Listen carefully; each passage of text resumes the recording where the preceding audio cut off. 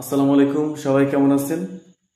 তো আমরা আমাদের ব্যবসায়িক প্রয়োজন বা বিভিন্ন প্রয়োজনে চেক লেনদেন করে থাকি বা চেকের মাধ্যমে লেনদেন করে থাকি। তো আমরা অনেকেই যেহেতু টাকা ধার দেওয়া বা টাকা পরিশোধের ক্ষেত্রেও এই চেক নিয়ে থাকি বা দিয়ে থাকি। তো এই যে দেওয়া নেওয়া এই বিষয়টাকে আপনি আরো সুন্দরভাবে করতে পারেন। যেমন ধরেন এই চেক বই, এটা একটা চেক বই। তো আপনি যাকে দিচ্ছেন তার নাম লিখে দিলেন, কথায় লিখে দিলেন, আর এই ঘরে অঙ্কে লিখে দিলেন, আর আপনার স্বাক্ষর দিয়ে দিলেন, তারিখ দিয়ে দিলেন। তাহলে কিন্তু আপনার এটা কিন্তু একটা চেক পরিপূর্ণ হয়ে গেল।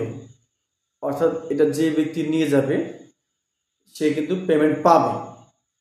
এখন আপনি যদি এই কোণাতে যদি একটা ক্রস দিয়ে দেন, চেকের মধ্যে যদি ক্রস দিয়ে দেন, তাহলে কিন্তু এটা কি মিন করবে? যখন আপনি চেকের কোণাতে ক্রস দিলেন, এই চেক দিয়ে কিন্তু সে ক্যাশ উইথড্রয়াল করতে পারবে না। অর্থাৎ সরাসরি কিন্তু সে ক্যাশ উইথড্রয়াল করতে পারবে না। তাকে ক্যাশ উইথড্রয়াল করতে হলে এই চেকটা তার যাকে দিয়েছেন তার অ্যাকাউন্টে ট্রান্সফার করতে হবে। তার অ্যাকাউন্টে এটা কিন্তু সরাসরি জমা হবে, অর্থাৎ সে কিন্তু ক্যাশ উইথড্রয়াল করতে পারছে না। তো তাকে কিন্তু আপনি খুব সহজে তখন ট্রেস আউট করতে পারবেন যে কাকে আপনি চেক দিয়েছিলেন। আর বিশেষ ক্ষেত্রে এটি কিন্তু আপনার নিরাপত্তাও বেশি বহন করবে।